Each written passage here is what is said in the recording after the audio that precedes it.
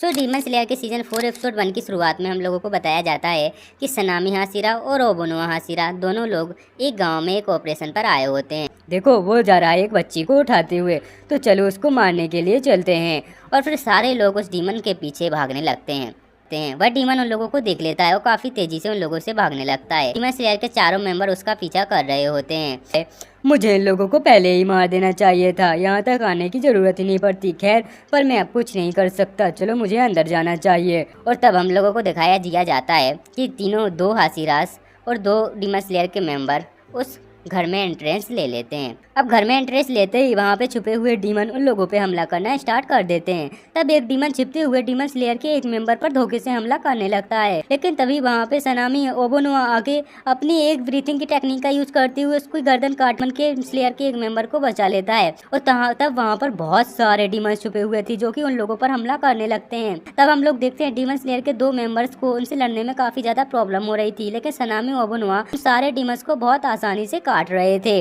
Demon slayer के दोनों member लड़ने में इतनी ज्यादा तकलीफ हो रही थी कि सनामी बोलता है, तुम लोग यहाँ से भाग जाओ क्योंकि तुम लोग केवल हमारे बीच में रोड़ा ही बनोगे। तब वो दोनों लोग वहाँ से चले जाते हैं और सनामी ओबोनुआ दोनों लोग सारे डीमंस को बुरी तरीके से मारने लगते हैं। तब वहाँ पे बहुत सारे डीमंस आ जाते हैं। इतने सारे डीमंस को देखते हुए ये लोग अपनी बाइंड ब्रीथिंग का यूज करने लगते हैं और सनामी अपनी एक बाइंड ब्रीथिंग का यूज करते हुए बहुत सारे डीमंस को एक ही स्लेयर्स में खत्म कर देता है। तब वहाँ पे ओबोनुआ भी आ जाता है और बाकी बचे हुए डीमंस को अपनी स्नैप ब्रीथिंग का यूज करते हुए एक ही बार में खत्म कर देता है। तब ओबोनुआ बोलता है, मैंने तुमसे नहीं बोला था कि तुम मेरी मदद करो, तो आखिर तुम मेरी मदद करने के लिए क्यों आ गए? तब सनामी बोलता है, आखिर मैं तुम्हारी मदद किस लिए नहीं करता, मुझे तुम्हारी मदद करनी ही होती। तुमने देखा नहीं था कितने डीमंस बचे हुए थे? वह डीमन सोचता है, ये कोई आसान वासान डीमन स्लेयर नहीं है, ये तो हाशिरास हैं, इनमें तो बहुत ज्यादा ताकत है। लेकिन वह डीमन वहाँ से भाग जाता है और बाहर आ जाते हैं, जहाँ पर पहले से बहुत ज्यादा डीमन इन दोनों का इंतजार कर रहे थे। तब जैसे ही सनामी उस लड़की को डीमन का पीछा करते हुए वहाँ तक पहुँचते हैं, वो दोनों देखते हैं वहाँ पर पहले से काफी ज्यादा डीमंस थे। तब ओबोनुआ बोलता है, सनामी तुम यहाँ से जाओ, इस डीमंस को मैं संभाल लूंगा, तुम जाके उस लड़की को बचाओ। और तब ओबोनुआ अपनी स्नैप ब्रीथिंग का यूज करने लगता है और तभी हम लोगों को दिखाया जाता है सनामी उस डीमन को पकड़ लेता है। सनामी बोलता है, उस लड़की को वापस करो। वो अपने एक डीमन स्लेयर के 5th फॉर्म का यूज करते हुए सारे डीमंस को एक ही बार में काट देता है। सारे डीमंस का खून उड़ने लगता है और तब वह डीमन बोलता है, क्या तुम्हें इस लड़की को सच में चाहिए? तो ये लो पकड़ो, और उस लड़की को फेंक देता है। तो हम देखते हैं कि ओबोनुआ वहाँ पर आकर उस लड़की को बचा लेता है। तब सनामी उसका पीछा करने लगता है, पर डीमंस वहाँ से भागने लगता है। डीमन का पीछा करते हुए सनामी काफ़ी ज़्यादा दूर तक आ चुका था। डीमंस वहाँ से कूद जाता है। तब जब सनामी और ओबोनुआ भी उसका पीछा करते हुए वहाँ से कूद जाते हैं, तो हम लोगों को दिखाई दिया जाता है कि सनामी और ओबोनुआ हैरान हो जाते हैं इन्फिनिटी कासल को देखने के बाद। अब इन्फिनिटी कासल की एक झलक उन लोगों को दिखाई दी जाती है जिसमें वह डीमन पहले से आ चुका था और इस इन्फिनिटी कासल में काफी ज्यादा डीमन छुपे हुए थे, जिसको देखने के बाद सनामी और ओबोनुआ दोनों के होश उड़े जा रहे थे। और सनामी जैसे ही उसको मारने वाला होता है तभी डीमन उस कासल का गेट बंद हो जाते हैं। तब वो लोग सोचते हैं, आखिर ये क्या चीज थी, ये तो हम लोगों ने पहले कभी भी नहीं देखी, ऐसा तो हमने कभी सोचा ही नहीं था ऐसा होगा। तब ओबोनुआ बोलता है, हम लोगों को यहाँ से शायद जाना चाहिए, शायद कुछ ज़्यादा ही अजीब चीज़ें हो रही हैं आजकल। तब सनामी बोलता है, इस बारे में हम लोग सबको बताएंगे क्योंकि ये कोई अच्छी चीज़ नहीं थी। वो क्या थी, कितने सारे डीमंस उस जगह पर छुपे हुए बैठे थे। तब हम लोगों को दिखाई दिया जाता है सीन। शिनोबू बोलती है अपनी असिस्टेंट से, ओ क्या तुम अपने मिशन से लौट के आ गई हो? तो तुमने अपना मिशन अच्छे से ही पूरा किया होगा, इसके लिए बहुत बहुत शुक्रिया। और जैसा कि मैंने तुमको बताया था, पिछली बार लॉर्ड स्मिथ विलेज पर हमला हुआ था, पर वहाँ पर मित्सुरी, म्यूचिरो और तांजिरो थे, जिनकी वजह से हमारा विलेज बच गया। तांजिरो की बहन निजुको भी सूरज की रोशनी में चल सकती है, तो उसको लेने के लिए शायद मोजान आएगा। जब उससे मालूम चलेगा तो एक बहुत बड़ा युद्ध होने वाला है। खैर, मैं अभी तो हाशिरा ट्रेनिंग में जा रही हूँ, तो शायद तुम्हें रखना चाहिए नेजुका का ख्याल, तो मैं तुम्हारे ऊपर नेजुको को छोड़ के जा सकती हूँ ना? तब वहाँ पे हम लोगों को तांजिरो का सीन दिखाई दिया जाता है जो कि पूछ रहा था, और फिर वहाँ पे तांजिरो बताता है, हाँ, और लेकिन हम लोगों की फाइट बहुत ज़्यादा खतरनाक हुई थी उन अपर मून से। वो लोग काफ़ी ज़्यादा ताकतवर थे, मुझे विश्वास नहीं था कि वो इतने ज़्यादा ताकतवर निकलेंगे। हम लोगों ने बहुत ज़्यादा मुश्किल में उन लोगों को हरा पाया था। खैर, अब इस बात को तो बहुत दिन हो चुके हैं। तब वहाँ पे वो लॉर्ड स्मिथ बोलता है, क्या सच में? मुझे लगा नहीं था कि वहाँ पे अपर मून आ जाएंगे। पर तुम उसके मित्सुरी का ध्यान करके ये सब चीज़ें मत करो कि तुम ज़्यादा खाना खाने से जल्दी रिकवर हो सकते हो। वो एक ऐसी औरत है जिसके बारे में सोचना भी बेकार है। तब तांजीरो बोलता है, नहीं, मैं ऐसी बात कोई नहीं है। मिस्रू मैम ने कहा था कि मुझे ज़्यादा खाना खाना चाहिए और उन्होंने ज़्यादा खाना खाया तो देखते हैं उनकी रिकवरी स्किल्स कितनी ज़्यादा बढ़ गई थी। वह बहुत जल्दी रिकवर हो गई थी। तब वह मैन कहता है, नहीं, तुम्हें ऐसा नहीं करना चाहिए, ये बहुत ज़्यादा खतरनाक भी हो सकता है। तब तांजिरो बोलता है, हाँ हाँ, ये खतरनाक नहीं हो सकता, लेकिन मेरी बहन अब ठीक है। उसके बारे में पूछने के लिए बहुत बहुत ज़्यादा शुक्रिया। वह अब सूरज की रोशनी में लग चल सकती है। मुझे मालूम नहीं कि वह एक ह्यूमन में बदल रही है या फिर किसी की टीमन में इवॉल्व हो रही है, पर ये अच्छी बात है कि वो सही होती जा रही है, तो मैं उसके लिए बहुत ज़्यादा खुश हूँ। अब वह चल सकती है, सुन सकती है, बोल सकती है, यहाँ तक कि सूरज में भी चल सकती है, तो मैं उसके लिए बहुत ज़्यादा खुश हूँ। तब वहाँ पे हम लोगों को हासीराज की मीटिंग का दिखाई दिया जाता है, जहाँ पे स्टोन हासीराज बोल रहा होता है, तुम लोगों का इस मीटिंग में आने के लिए बहुत बहुत ज़्यादा शुक्रिया। तब वहाँ पर सनामी और बोनोआ भी अपनी मीटिंग को ख़त्म करते हुए आ जाते हैं। हे मित्सुरी और मिच्यूरो, तुम लोगों तो काफ़ी ज़्यादा घायल हो चुके थे। क्या अब तुम लोग फिजिकली टाइप से फिट हो ना? मुझे लगता नहीं था, क्योंकि तुम लोगों को उस लड़ाई में बहुत ज़्यादा हो चुके थे घायल। तब मित्सुरी सोचती है, ओ माय गॉड, ये बारे वाले में हालचाल पूछ रहा है, ये बारे में क्या करता है। तब वहाँ पे स्टोन हासीरा सबको बोलते हुए कहता है, ओ मैम, आप यहाँ पर कैसे? तब वहाँ पे लेडी रूची बताती हैं, तुम्हारे सर आज बहुत ज़्यादा बेकार यानी बहुत ज़्यादा बीमार हैं, तो उनकी जगह मैं लूँगी। तुम लोगों को कोई प्रॉब्लम तो नहीं है? तब स्टोन हासीरा बोलता है, ओ मैम, बहुत ज़्यादा शुक्रिया। तो आप ज़्यादा चिंता मत कीजिए और ज़्यादा अपने ऊपर बोझ मत लीजिए। हम लोग यहाँ पर सब ठीक करने के लिए हैं। हम हासीराज इसी के लिए आखिर बने हुए हैं। तब सारे हासीराज उसको बहुत अच्छी तरीके से ग्रीट करने लगते हैं और कहने लगते हैं कि मैम, उसके लिए बहुत बहुत ज़्यादा शुक्रिया। तब वह मैम बोलती हैं, तुम हासीराज को ट्रेनिंग करना स्टार्ट कर देना होगा। मुझे नहीं मालूम कि यह कैसे हो सकता है, पर जब तुम लोगों की पहले लड़ाई हुई थी तब उन लोगों के बीच में काफ़ी ज़्यादा मार्क्स अपीयर हो गए थे तुम तीनों की चीज़ पर। और ये मार्क्स पहले हुआ करते थे जब पहले के एक स्वर्ड्समैन जिस पर यह मार्क्स अपीयर हुआ था वह काफ़ी ज़्यादा मुजान को ख़त्म करने के रास्ते में पहुंच गया था। तो ये मार्क्स बहुत ज़्यादा इम्पोर्टेंट होते हैं। आखिर ये मार्क्स तुम लोगों के सिर पर कैसे अपीयर हो गए थे? और ये मार्क्स जिसके सिर पर सबसे पहले अपीयर हुआ था वह तो एक हासीरा भी नहीं था। तुम लोगों को मालूम ही होगा, पहले जिन लोगों के सिर पर ये मार्क्स अपीयर हुआ करते थे वो लोग काफ़ी ज़्यादा ताकतवर होते थे। तब वहीं पर सर्स का बेटा बोलता है, और ये रही इस मार्क्स के बारे में नोट्स, तो तुम लोगों को इनके बारे में पढ़ना चाहिए। तब मैम बोलती हैं, और ये मार्क्स सबसे पहले हुआ है तांजीरो के सिर पर अपीयर, और तांजीरो तो एक हासीरा भी नहीं है, तो ये बहुत ज़्यादा अजीब बात होने वाली है। जिस पर हम लोग बोलते हैं, वो लोग बताते हैं, हम लोगों ने तांजीरो से इसके बारे में काफ़ी ज़्यादा पूछताछ करने की भी कोशिश की कि तांजीरो आखिर तुम्हारे सर पर ये मार्क्स कैसे अपीयर हुआ, पर वह बताने में असफल रहा। उसने कुछ भी नहीं सही से एक्सप्लेन कर पाया। शायद मित्सुरी तुम कुछ एक्सप्लेन करके बता पाओ। तब मित्सुरी बताने लगती है कि जब मैं लड़ाई कर रही थी तब मुझे अपनी बॉडी बहुत ज़्यादा हल्की फील हो रही थी। मुझे ऐसा लग रहा था जैसे मैं हवा में उड़ रही हूँ। मैं चारों तरफ स्लैश कर रही थी, मुझे कोई भी फ़र्क नहीं पड़ रहा था। तब हम लोग देखते हैं सारे हासीराज का रिएक्शन काफ़ी फ़नी वाला होता है और वो लोग सोच रहे होते हैं, आखिर ये किस टाइप की लड़की है, इंग्लिश ने तो हमें कुछ भी नहीं समझा पाया। यह किस प्रकार से समझा रही थी उस मार्क के बारे में, और इस जैसे हासीरा पर ये मार्क कैसे अपीयर हो गया, मुझे तो सोचने में ही झलक होती है। तब म्यूचुरो बताता है, तो मैं इस बारे में कुछ कहना चाहूँगा। तो जब वो मार्क मेरे सिर पर अपीयर हुआ था तो मेरी हार्ट बीट 100 पर सेकेंड हो गई थी, पर मिनट हो गई थी, और मुझे ऐसा लग रहा था जैसे मेरी बॉडी 102 डिग्री टेम्परेचर पर पहुंच गई हो। यह बहुत ज़्यादा तेज़ थी। तब वहाँ पे बोलती है शिबू ने कि फिर तो यह बहुत ज़्यादा खतरनाक रहा होगा तुम्हारे लिए। तब म्यूचुरो बताता है, बहुत ज़्यादा खतरनाक। अगर तुम लोग इस टेम्परेचर को कर जाओगे फेस, इन सारे नियमों को फेस कर जाओगे और फिर भी ज़िंदा रहोगे तो शायद तुम कुछ कर पाओगे। अगर ऐसा नहीं कर पाया तो तुम कुछ भी नहीं कर पाओगे और मर जाओगे। ये मार्क तभी अपीयर होगा जब तुम इस डिग्री और इतने तापमान को सहन करने लायक बन जाओगे। तब वहाँ पे शिनोबु बोलता है, मुझे तो कुछ भी समझ में नहीं आया और ये चीज़ें बहुत ज़्यादा सरल होने वाली हैं। जिस पर ओबुनो बोलता है, तुम जैसे खाली दिमाग में तो कुछ भी समझ में नहीं आएगा, तुम्हारा दिमाग बहुत ज़्यादा खाली जो होने लगता है। और तब वहाँ पे बारिश होना स्टार्ट हो गई थी और वो लोग अपनी मीटिंग जारी रख रहे थे, क्योंकि उन लोगों को मालूम था कि डीमन स्लेयर पर कभी भी डीमंस हमला कर सकते हैं।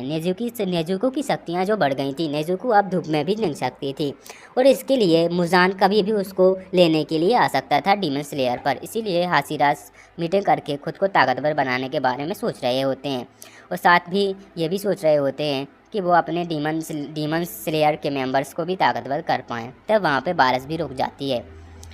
तो ये मीटिंग अब शायद ख़त्म हो जानी चाहिए। तो तुम क्या कहना चाहते हो?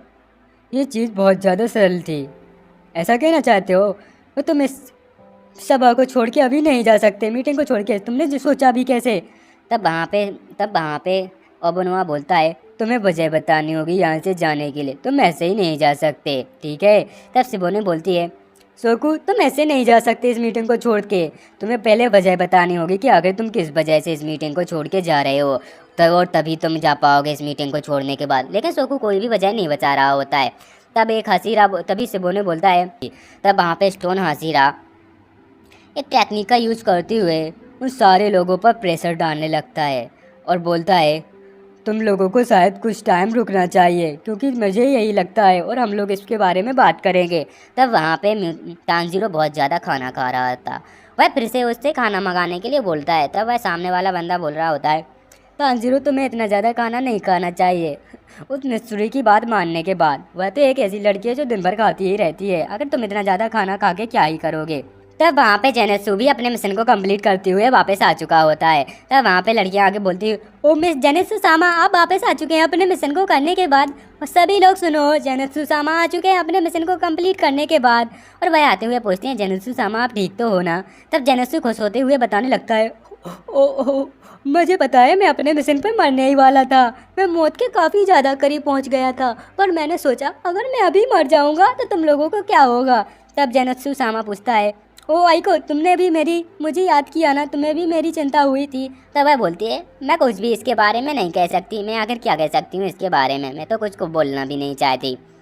और हाँ, मैं एक बात बता दूँ तो इन लोगों को, मुझे किसी को भी कोई चिंता नहीं हो रही थी। तब जेनेत्सु काफ़ी ज़्यादा दुखी होने लगता है, लेकिन तभी वहाँ पे नेजुको आती हुई उसका वेलकम करने लगती है, जिसको देखने के बाद जेनेत्सु काफ़ी ज़्यादा हैरान हो चुका था। वह बोल रहा था, oh my god Zenitsu, oh my god Nezuko, तुम काफ़ी ज़्यादा सुंदर दिखाई दे रहे हो सूरज की रोशनी में।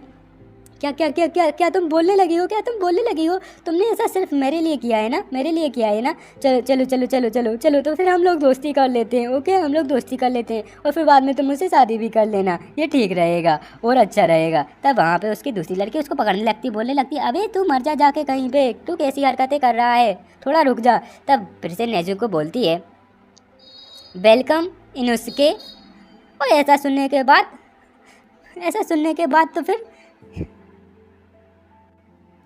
तब जेनेत्सु सोचने लगता है, मुझे अपने खून से हाथ रंगने ही होंगे, मैं अब उसका कत्ल करने वाला हूँ जिसने उसे ऐसा सिखाया है, मैं उसे नहीं छोड़ने वाला हूँ। वापस से तांजीरो और स्वॉर्डस्मिथ का सीन दिखाई दिया जा रहा होता है, जो कि उससे बोल रहा था, ओ वो सुअर के मुंह वाला लड़का कहाँ पे गया है? तब तांजीरो बोलता है, ओ इनुसुके तो अभी यहीं पे घूम रहा था, मुझे मालूम नहीं है वो कहाँ गया।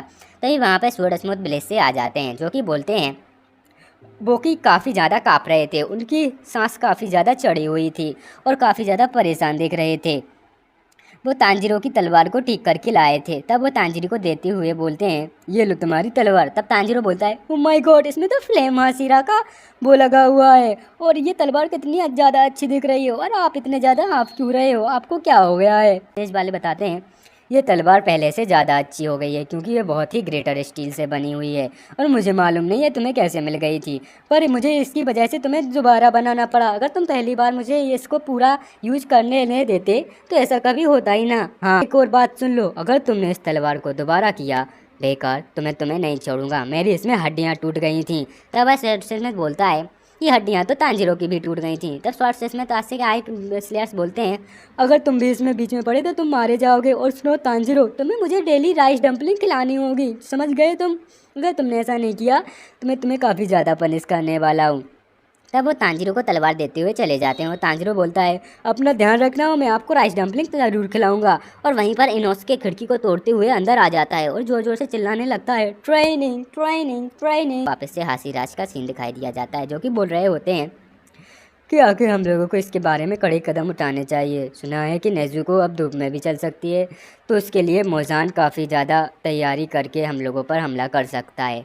हम लोगों को हाशिरा ट्रेनिंग स्टार्ट कर देनी चाहिए, वो भी 3 या 4 दिन के अंदर ही, क्योंकि हम लोगों को पता नहीं मोज़ान कब हमला कर दे। इसके बाद और हम सारे हाशिराज इस पर हामी बनने लगते हैं। ओके वाला था, एक हाशिरा वहाँ को छोड़ के चला जाता है। वह बोलता है मैं इस ट्रेनिंग में हिस्सा नहीं लेने वाला, और वहाँ पर जेनेत्सु तांजिरो से मिलने के लिए आ जाता है। तब तांजिरो बताता है जेनेत्सु हाशिरा ट्रेनिंग जल्दी स्टार्ट होने वाली है, क्या तुम इसके बारे में एक्साइटेड हो? जब जेनेत्सु बोलता है आखिर इस बारे में कोई एक्साइटेड कैसे होने वाला है, मैं अभी हाल अपनी ट्रेनिंग करके वापस आया था और फिर से ट्रेनिंग करने के लिए आ जा रहा हूँ।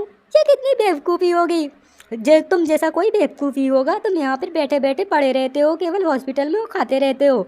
इसका मतलब ये नहीं, अगर तुमको खुशी हो रही है तो मुझे भी खुशी होगी, मैं यहाँ से जा रहा हूँ। तब तांजिरो उससे कहता है जेनेत्सु शुक्रिया, मैं उस नयना पर मून में से एक डीमन से जब लड़ाई कर रहा था तो मैं मरने की कगार पर पहुंच गया था। मेरी टांगें काम नहीं कर रही थी, लेकिन तब मैंने तुम्हारी सिखाई हुई फर्स्ट ब्रीथिंग टेक्निक को अपनाया और उसकी गला काट दिया। मैं तुम्हारे जितने फास्ट तक तो नहीं जा पाया था, लेकिन बहुत बहुत ज़्यादा शुक्रिया। ऐसे ही अगर तुम भी हाशिराज के साथ ट्रेनिंग करोगे तुम्हें बहुत सी चीज़ें सीखने के लिए मिलेंगी, तुम्हें बहुत अच्छी अच्छी चीज़ें सीखने के लिए मिलेंगी, जो कि आगे शायद तुम्हारे लिए काम आ जाएं और तुम दूसरे लोगों का ध्यान बचा सको। तब जेनेत्सु बोलता है ओ मेरा मूड तो इससे काफ़ी ज़्यादा ठीक हो गया, और वह ख्वाबी खुशी में वहाँ से जाने लगता है। तब तांजिरो सोचता है मुझे से खुशी हुई कि जेनेत्सु का मूड मेरी वजह से ठीक हो गया। तब लॉर्ड टेंगे वहाँ पे सारे डीमन स्लेयर्स के मेंबरों को ट्रेनिंग कर रहे होते हैं। वो लोग उससे कह रहे होते हैं तुम लोग अगर इतना धीमा क्यों दौड़ रहे हो, तुम लोगों को इतना धीमा नहीं दौड़ना चाहिए, तुम लोगों को तो ऐसे भागना चाहिए जैसे तुम्हारे पीछे कोई डीमन पड़ा हो। ये तो बेसिक ट्रेनिंग है डीमन स्लेयर बनने के पहले की, अगर तुम ये भी नहीं कर पाओगे तो तुम डीमन स्लेयर कभी नहीं बन सकते। एक बात ध्यान से सोच लो, तो तुम्हें काफ़ी तेज़ भागना होगा, काफ़ी ज़्यादा तेज़ ट्रेनिंग करनी होगी। तो उनकी पत्नियाँ बोलती हैं कि आखिर ये किन किन के बीच में ट्रेनिंग करने वाले हैं। तब टेंगे बताता है म्यूचरो, जो कि इन लोगों को देगा थोड़ी सरपेंट ट्रेनिंग। इसके बाद मित्सुरी के बाद ये करेंगे फ्लैक्सिंग ट्रेनिंग, और जिसके बाद ख़त्म होने के बाद ये लोग जाने वाले हैं ये ओबोनुआ के पास, जो कि इन्हें सरपेंट की ट्रेनिंग सिखाएगा। इसके बाद ये जाएंगे शिबुनो के पास, जो कि इन्हें सिखाएगा मल्टी स्लैशिंग टेक्निक। जिसके लास्ट फॉर्म में जाने वाले हैं बिंड हाशिरा के पास, जो कि इन्हें बहुत अच्छी टेक्निक सिखाएगा मसल्स के बारे में, और शायद हो सकता है फिर इसको 5th फॉर्म में भी वो लोग मेरा इस्तेमाल कर लें और इन लोगों को ट्रेन करने के लिए मुझे बुला लें, पर इससे कोई फ़र्क नहीं पड़ता, क्या पता वो और लोगों को भी बुला लें। और हम लोगों को देखते हैं कि हाशिराज ट्रेनिंग स्टार्ट हो चुकी होती है। ये लोग बोल रहे होते हैं काफ़ी ज़्यादा ट्रेन, और जल्दी से और जल्दी से। अगर तुम लोग ऐसे लड़ोगे तो तुम कभी भी मैच पर वो मार्क नहीं ला पाओगे। और सारे लोग हाशिराज ने हाशिरा ट्रेनिंग स्टार्ट कर दी होती है।